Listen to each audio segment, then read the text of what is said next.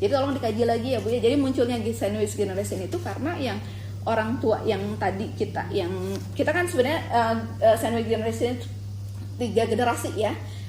Generasi yang orang tua kita, yang pertama generasi kita, kemudian anak kita kan. Nah, orang tua kita mungkin tadi tidak punya kebun, tidak punya sawah. Tapi kalau misalnya seperti di Cilengkrang masih sawahnya masih besar, apakah itu sandwich generation gitu? Ya, tolong dikaji lagi. Kemudian tadi sudah semua ya. Itu Bu ya mungkin ya. Jadi bisa dibaca pelan-pelan lagi. Kemudian semoga Ibu semangat ya, membuat artikel itu tidak mudah, apalagi mempublikasikannya. Terima kasih Bapak Kepemimpinan sudah. Terima kasih. Ya. Ada yang mau direspon? Respon positif pasti Pak Bukan pertanyaannya dia. Ya, karena ini berarti soal definisi sandwich generation, apakah memang itu atau ada definisi yang lain? nanti akan mengkaji lagi Bu, karena memang sandwich generation itu juga sebetulnya terbagi menjadi tiga macam. Ada yang tradisional sandwich itu hanya mengurus orang tua saja. Ini banyak terjadi sebetulnya di zilenial kalau yang tradisional sandwich. Tapi kalau yang club sandwich generation itu yang 3 generasi. Dan satu lagi saya untung lupa namanya apa. Ini bahkan sampai ke cucu. Jadi urus orang tua, jadi nanti Bukan sandwich lagi kalau udah tambah cucu ya. Bukan 3 lapis lagi, 4 lapis. masuk kategori sandwich, tapi saya lupa istilahnya Oke. apa gitu. Itu bahkan sampai. Terima kasih Bu Salihah. Sami-sami. Terima kasih. Dan selanjutnya Anda akan diuji juga oleh Dr. Andika. Ya, terus silakan. Baik, terima kasih Pak Kunto selaku pimpinan sidang dan juga kepada Prof. Yeni dan Bu Yanti selaku promotor. Selamat pagi Bu Vina. Kita sempat ketemu di ruangan ya kemarin ya. Iya. Saya sudah baca proposalnya. Ada beberapa catatan dari saya. Yang pertama adalah dari judulnya itu sendiri ya. Setidaknya based on judul yang saya baca ini saat ini, setidaknya ada 2 konsep sebenarnya yang harus dijelaskan sejak awal ya. Karena ini kan kualitatif, which means that memang harus disajikan dengan penalaran yang ya induktif ya. Jadi memang ada 2 konsep yang sejak awal harusnya sudah dijelaskan secara jelas, yaitu sandwich generation, yang mungkin tadi sedikit melanjutkan dari yang Bu Soleha bilang ya. Definitionnya itu seperti apa, yang clear itu seperti apa, kaitannya dengan konteks riset dulu seperti apa. Lalu ada fase pre-menopause yang kalau saya lihat dari latar belakang ini sangat dominan talking about sandwich generation-nya, tapi nggak talk banyak tentang pre-menopause-nya and how it relates to dinamika komunikasi keluarga. Hampir nggak ada ya. Bahkan dari 3 kutipan langsung yang Ibu dapatkan dari 3 narasumber, dia nggak talk about her condition tentang pre-menopause, tapi posisinya yang harus memikul beban sebagai seseorang yang harus bertanggung jawab atas parents ya, mertua dan juga anak-anaknya, tapi nggak talk about premenopause and how it affects komunikasinya seperti apa.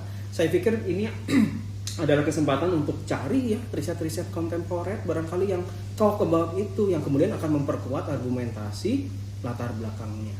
Itu satu. Lalu ini kan pakai multi kasus ya. Multi kasus adalah salah satu bentuk atau desain penelitian studi kasus kan, ya kan.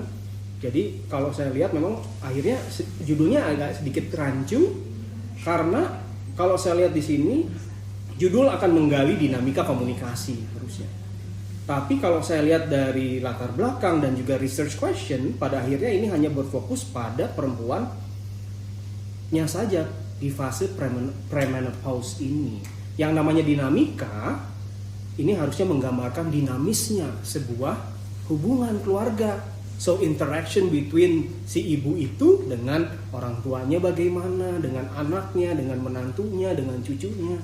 Ya, jadi harus multi sources.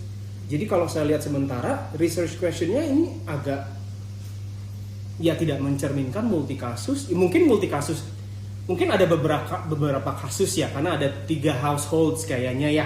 Kan ada tiga orang yang akan diwawancara yang masing-masing mewakili household yang berbeda kan. Tapi saya lihat kayak kok agak fenomenologi pada akhirnya gitu. Jadi agak kurang multi sources gitu ya. Seperti itu gitu ya. Lalu di subjudul ada Bandung. Bandung kan tidak hanya diwakili oleh society yang orang-orang Sunda kan sebenarnya gitu ya.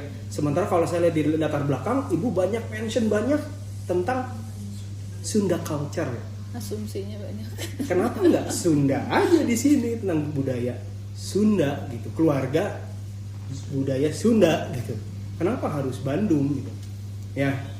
Jadi mengapa nggak merujuk pada budaya Sunda seperti yang sudah dipaparkan dalam pendahuluan? Oke.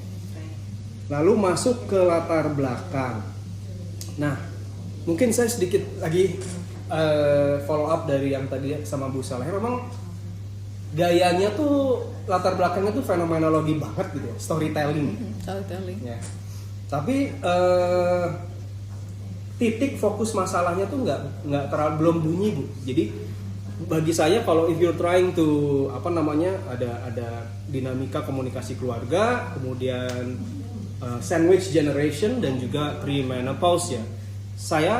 Saya pikir untuk memperkuat argumentasi penelitian harusnya Ibu mungkin menyoroti adanya intersection yang sedang dialami oleh mereka ya, kayak persimpangan gitu ya dari kondisi para perempuan ini, kayak misalnya talking about kelelahan emosional atau burnout, di mana perempuan di posisi ini dituntut menjadi sistem pendukung bagi 2 generasi, baik itu anak orang tua, sementara secara biologis ya kan premenopause ini gitu ya, ia sendiri sedang sangat membutuhkan berbagai dukungan, pengertian dari keluarganya. Nah ini yang masih missing tuh yang itu. Jadi kayak separate riset gitu. Lalu karena titik fokus masalahnya juga belum terlalu bunyi, satu lagi adalah kenapa nggak talk about berbagai hambatan pengungkapkan diri. Ya kayak seringkali yang namanya gejala premenopause seperti hot flashes gitu ya, terus apa lagi? Duh saya sok tahu gini bilang. Sensitivitas emotions gitu ya, ini dianggap mungkin kayak tabu gitu ya, atau mungkin tidak difahami, nggak mesti tabu ya, tapi mungkin nggak difahami oleh anggota keluarga, from the husband, anak, orang tua, sehingga seringkali memicu miskomunikasi atau konflik. Nah harusnya talk about itu gitu ya, jadi nyambung gitu. Maksudnya tuh batasan kasusnya dijelas gitu. Kalau ini kan jadi belum sepotong gitu. Seperti itu. Akhirnya definisi sandwich generation juga menjadi kayak masih terlalu umum ya. Yang itu sangat terlihat di di paragraf pertama di latar belakang gitu ya, yang masih menggambarkan keluarga tinggal serumah atau sandwich generation, apalagi pada kalimat awal pembukanya yang menurut saya masih terlalu umum ya.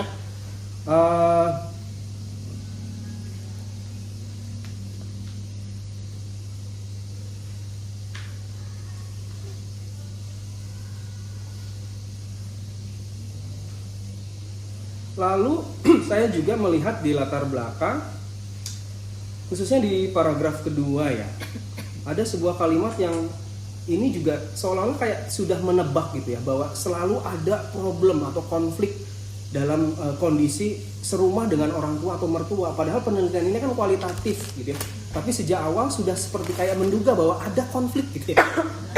Iya gitu. Jadi kayak natural. Iya gitu.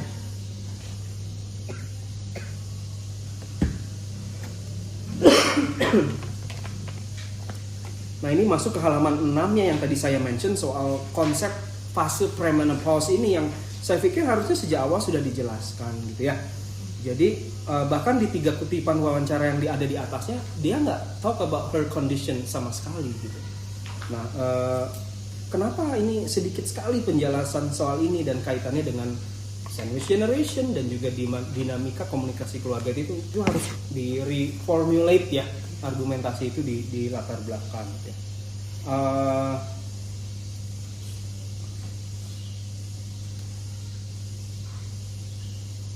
Dan ketika menjelaskan tentang konsep fase premenopause juga yang sudah ada di halaman 6 dan halaman 7, bagi saya ini masih belum clear.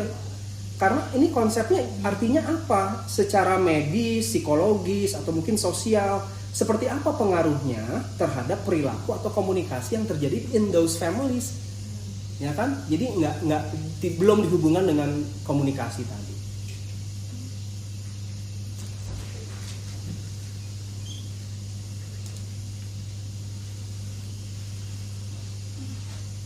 Kalau di budaya Sunda tuh kan ada istilah apa sih? Silih asih, silih asah, silih asuh ya.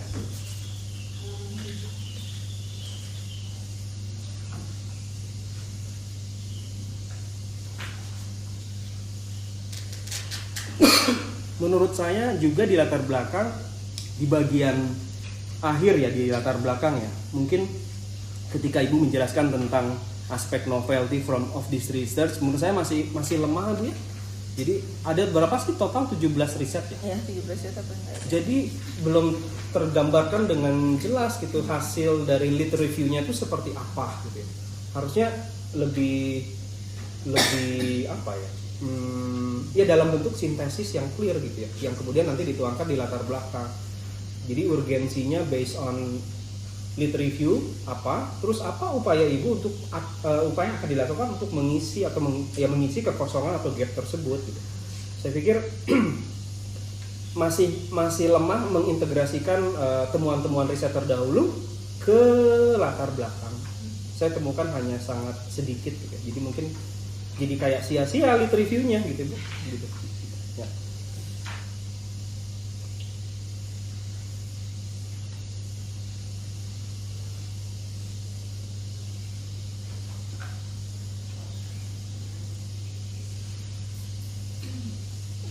Lalu untuk di research question, ini saya sebenarnya udah bikin kayak alternatif ya untuk research question yang barangkali lebih mencerminkan pendekatan multi kasus atau case study gitu ya. Dan semoga ini juga bisa apa? Mungkin membantu untuk ideas untuk publikasi ya Bu ya. Karena kan publikasi nggak mungkin judulnya sama kan.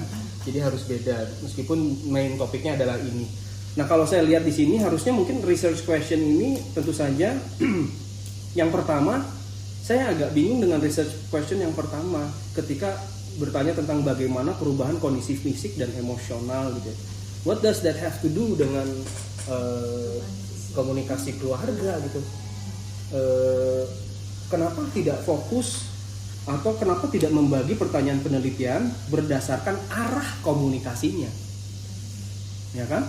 Artinya apa? Komunikasi yang terjadi between ibu yang mengalami itu, sandwich dan juga premenopause, kepada pasangannya, kepada anaknya, kepada orang tuanya, ya, atau bahkan berdasarkan jenis interaksinya.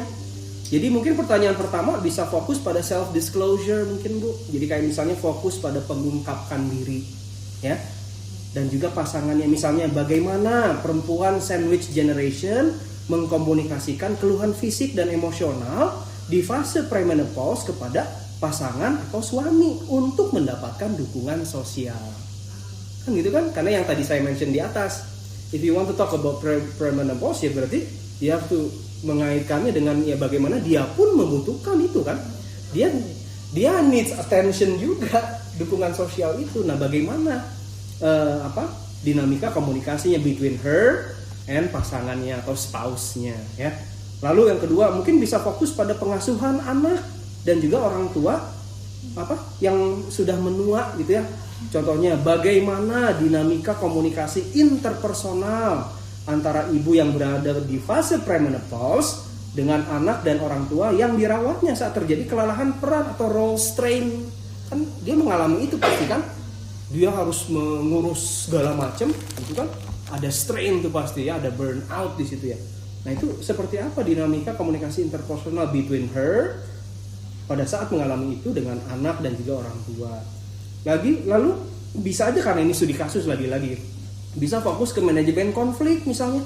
Bagaimana misalnya strategi manajemen konflik keluarga yang diterapkan oleh perempuan sandwich generation ketika misalnya gejala psikologis premenopause gitu ya, seperti mood swings gitu ya, itu memicu perselisihan di rumah. Karena saya lihat dari kutipan-kutipan yang di atas kayaknya banyak konflik banget gitu ya.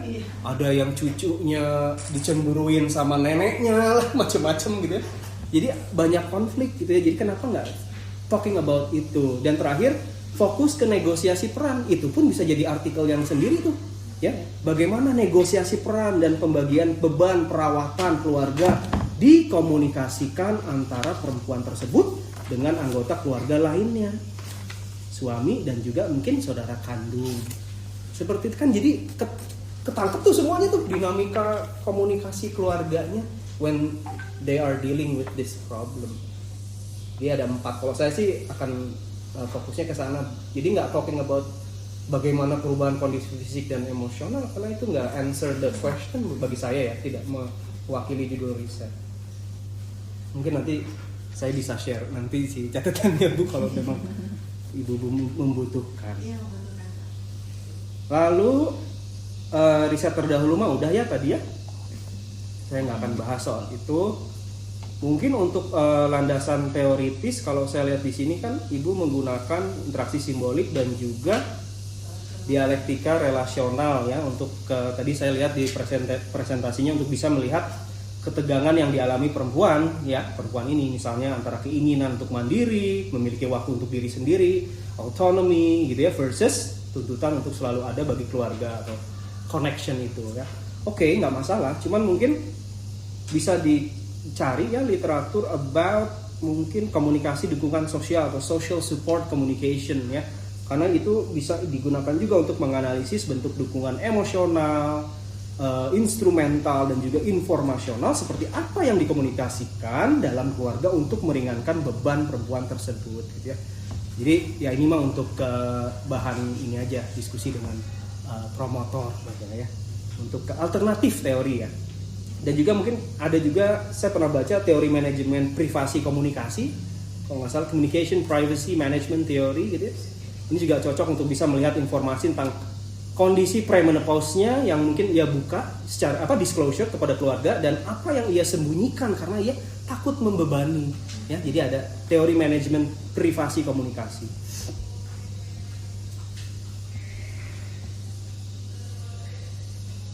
Kalau untuk multi case-nya udah ya, berarti Ibu ngambilnya yang replikasi literal ya.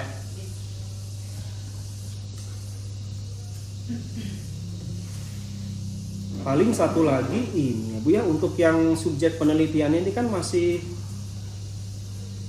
kalau kasusnya udah jelas, kasusnya ya dinamika komunikasi keluarga, unit analisisnya ya perempuan sandwich generation, fase premenopause. Tapi untuk subjek risetnya mungkin ya ini anggota keluarga yang berinteraksi ya secara langsung dengan ya suami, anak, orang tua gitu ya. Artinya apa? Dalam studi kasus mewawancarai pihak lain selain subjek utama seperti suami atau anak remajanya, ini sangat dianjurkan Bu. Jadi jangan fokus ke ibunya aja.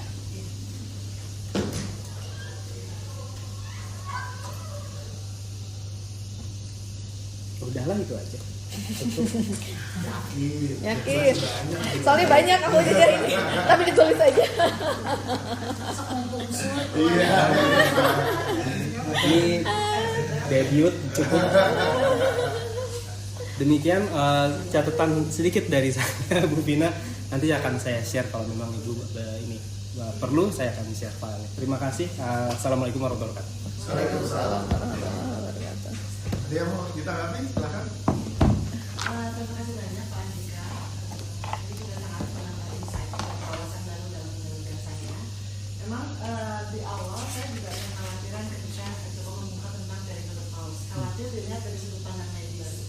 Jadi sehingga saya berhati-hati sekali, padahal betul seperti yang Pak Andika tadi sampaikan, kondisi tersebut tetap bisa direlasikan dengan POV komunikasi. Ya memang saya sendiri pun juga karena berada di fase tersebut mengalami bagaimana breakthrough itu terjadi ketika bisa terjadi kapan saja, bahkan di ruang kelas pun kita lagi aja tiba-tiba kabur aja gitu. Itu juga saya alami. Lalu kelelahan fisik dan emosional, kemudian juga badai hormon tadi Pak gitu ya. Jadi bisa saja pagi masih hai nice, tapi siang